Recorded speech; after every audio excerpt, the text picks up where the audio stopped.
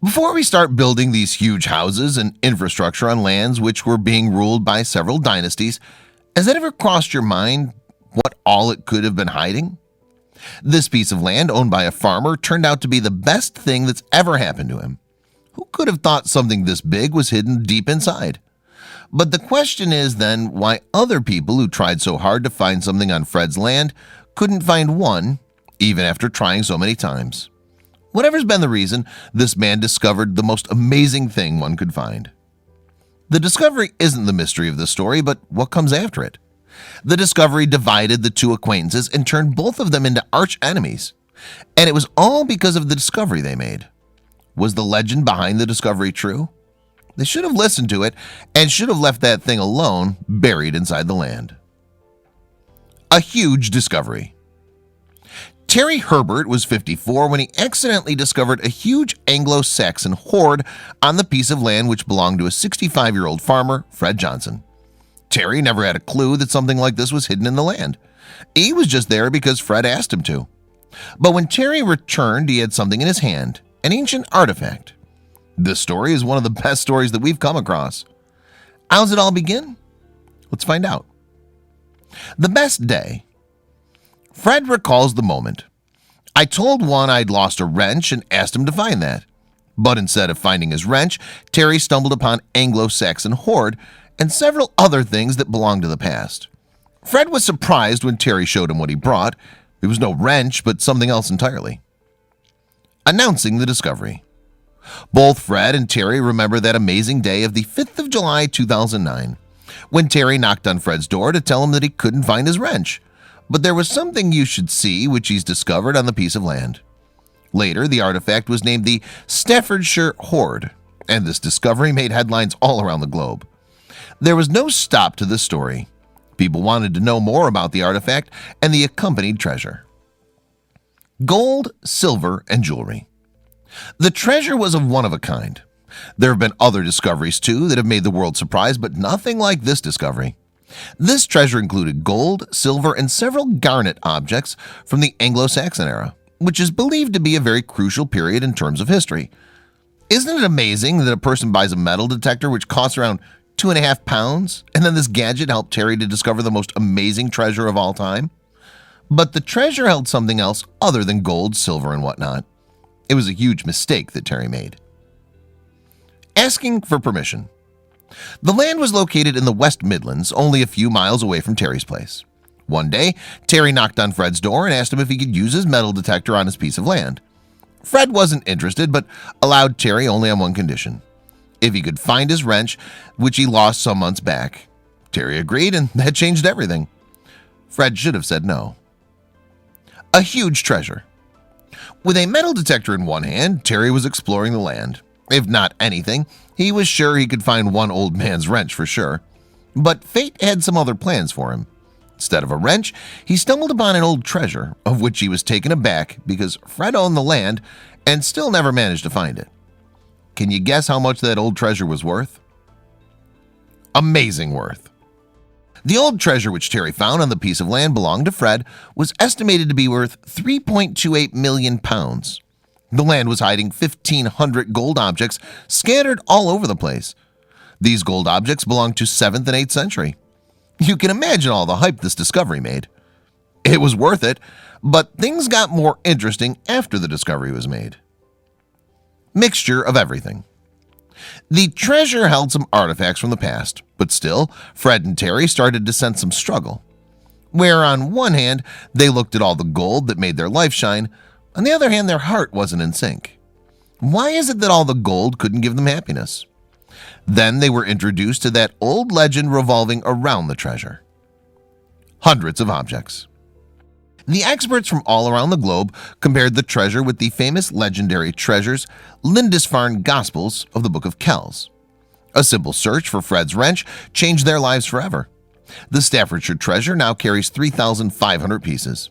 Each one of the artifacts in that treasure symbolizes hundreds of finished objects decorated with filigree and cloisonne. What did the two men do after unearthing the treasure? A famous discovery. There was no doubt that this treasure would make those two men rich in no time. This treasure was considered as an international wonder. But then something started with these two men. The legend of the treasure was proving itself true with each passing day. Both of them were struggling with it. What is that one thing we all want? Money? Right? They had it now, but something dark was taking over them. Ended up here. The question is, how did this treasure end up on this piece of land in the first place? As we told you, the treasure belonged to the 7th and 8th century from the Anglo-Saxon era. But who hid it and why?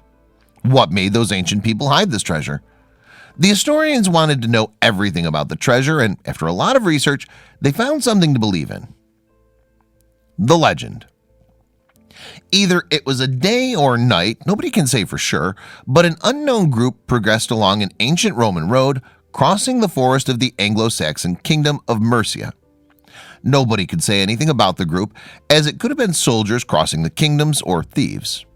After reaching a certain point, the group dug a pit and hid the box full of treasure in the ground. Who were they exactly, and why did they hide it? Some explanation. To know the real reason behind the burial, the answers lie inside the hoard itself. The researchers were sure that the treasure was not a loot, but belonged to some military back then. The first clue that researchers noticed was the treasure's military character, which told them it was not looted. The treasure was explained, but then what happened to Terry and Fred? What's their explanation? Richie Rich. Terry discovered the most amazing treasure that's ever been found, which made both Terry and Fred wealthy. But things weren't looking good for Terry and Fred. Things around them started to change. The treasure which they found began to cause them trouble even when they sold it to the museum. But how? The artifacts. The hoard included 3,500 coins, 300 sword hilt fittings, 92 sword pommel caps, and 10 scabbard pendants. There were 3 religious objects in the box that seemed to be the only non-martial pieces. Many items of the treasure were broken or bent in some way. Despite that, the Staffordshire hoard discovery is thrilling and historic, but above all, it was a mystery. Nobody could tell why this treasure chose Terry and why it spoiled his life. Myth or truth? According to historians, the ancient people buried stuff like these, which were found in the hoard, infused with magic and misfortune. The objects which were infused with magic were considered to be worthy, like gold, which was appealing and immortal. It was instilled with magic, and people back then wore the gold as amulets to divert the bad energies. Does that mean the pieces in the hoard were also infused with magic? It could be a possibility, because what happened with Terry and Fred was not good. Could be true. As we told you, there were 3 non-martial pieces in the Staffordshire hoard: 2 gold crosses and a slender strip made of gold engraved with a biblical quotation. But what is this magic these historians talk about? In Britain, Christianity arrived with the Romans, lost when the Romans faded away. But with the arrival missionaries, it was reintroduced to Anglo-Saxon England. These missionaries came all the way from Ireland and the continent. What about the Nordic sagas then, which describe Smith's magic arts, including Odin's spear and gold ring to Thor's hammer? This treasure was a mystery to everybody. But things started getting sorted out. See what Fred Johnson has to say about the treasure. It's a curse. Fred Johnson describes this treasure as a curse which ruined his friendship with Terry Herbert. He said that Terry turned out to be a very greedy person because after the discovery, all he could think about was money. He didn't even care about the friendship he had with Fred, and money became his new friend. He even banned Fred from his land. I wish I'd never met the man. It's caused me nothing but bother, all this. But Terry has something else to say. Resentful. On one hand, Fred accused Terry of being greedy, who ruined the friendship they had. But on the other hand, Terry had something else in the interview he gave to Sunday Mercury. I think Fred wanted all the money and is now resentful he has to share it. For Terry, it was Fred who became more greedy, and it wasn't him who ruined the friendship, it was Fred who ruined everything. He even shared something of which not everybody agrees with. His wish. Sometimes I wish I'd never found that hoard, added Terry, who was hurt by what Fred did when cutting all ties with him, and realized that they've come to a place where they can't turn back and be friends again. Was the treasure really cursed? Fred has something else to say. A new house. Fred used the money which he got after selling the treasures to build a new house on his farm.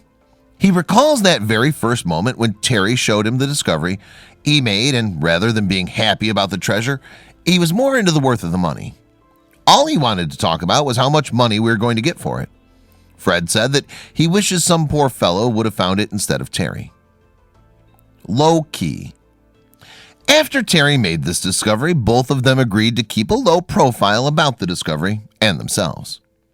Naturally, they were excited to find such an amazing treasure, but still they didn't want to get the limelight for now. But according to Fred, Terry didn't keep his words. Fred said, "It was not about the money for me. It's an incredible find for the country, and that's what's more important." More treasures. The dispute between Fred and Terry wasn't done. Later, the researchers found 90 more gold and silver artifacts buried in the land. The team of archaeologists searched every inch of the land and discovered these pieces, which were buried just 3 inches under the surface. So what was this new collection? How did it create a new problem for both Fred and Terry? The new collection. This new collection, which archaeologists discovered later, had a helmet cheek guard, cross-shaped mount, and a figure shaped like an eagle. But the researchers weren't sure if these new artifacts belonged to the same period, and luckily if they did, they'd be declared as a treasure before they could be examined for their true value, which would result in, any guesses? The famous Staffordshire hoard. The treasure was then sent for evaluation, and the amount will be divided between Terry and Fred. The story of this treasure soon went viral in no time as soon as it was made public. One website wrote every aspect of the discovery and told the readers about the details of the Staffordshire hoard. In very little time, the article was read by over 10 million people. There was more. The Birmingham Museum and Art Gallery. Some of the artifacts from the Staffordshire hoard were put on display at the Birmingham Museum and Art Gallery, where people stood for hours in long queues just for one glance of these treasures. Looking back in the past, Terry relives that one moment where people told something about Fred. Warning. Terry moved to the West Midlands and started following his passion as a hobby. It was him and the metal detector. This ever-ready amateur explorer loved searching the lands with one wish of finding something big once in his lifetime. 5 years before I dug in that field, I was warned off because I was told Fred would want all of anything that was found. The law. Terry even said Fred should have been given all the money from the hoard. But according to the law, which states that money of such kind must be split if two parties are involved. People who read about the dispute gave some fun solutions to both of them. We can help. In one of the comments, a person named Chris wrote, "The free millions must be very stressful. As I am such a kind-hearted soul, please allow me to take the burden off your hands. For us, we don't care about the discovery, and it's the discovery Terry made, which might have helped the historians to solve some questions of the past. Fortunately, the artifacts are in the museum. There are still several mysteries that need to get solved. All the artifacts state a new theory about the Staffordshire hoard." Story of a king. The cross artifact that was found in the hoard was believed to be from the period when the Northumbrian king Oswald ruled. During the Battle of Heavenfield in 634, set up the sign of the Holy Cross and, on bended knees, prayed God to send heavenly aid to his worshippers in their dire need. When the war ended, he and his men gained the victory that their faith merited. Surprisingly, one of the crosses from the hoard was also bent and folded like other pieces in the hoard. History of Anglo-Saxons. The Anglo-Saxons were a group of people who occupied Great Britain in the 5th century. The major population of Anglo-Saxons consisted of the Germanic tribes who immigrated this place from continental Europe. The Anglo-Saxon period is considered as the period when the English nation was created. More about Anglo-Saxons. Christianity took its root during the period of Anglo-Saxon, which later helped in the growth of literature and language. Codes and laws were also placed during this period, only to make the population live in a certain way. In the 5th century, Anglo-Saxon was the language which was spoken and written by the people in England and eastern Scotland. These scholars called this language Old English. 7 kingdoms. Even after the arrival of Anglo-Saxons, England as a country didn't appear for the next 100 years. Instead, 7 important nations ruled the areas, including Northumbria, East Anglia, Essex, Sussex, Kent, Wessex, and Mercia. These nations were independent, spoke the same language, and were similar in culture-wise. Their favorite activity was obviously.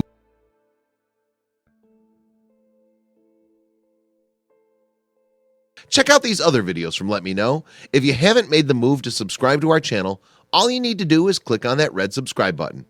Thank you for watching.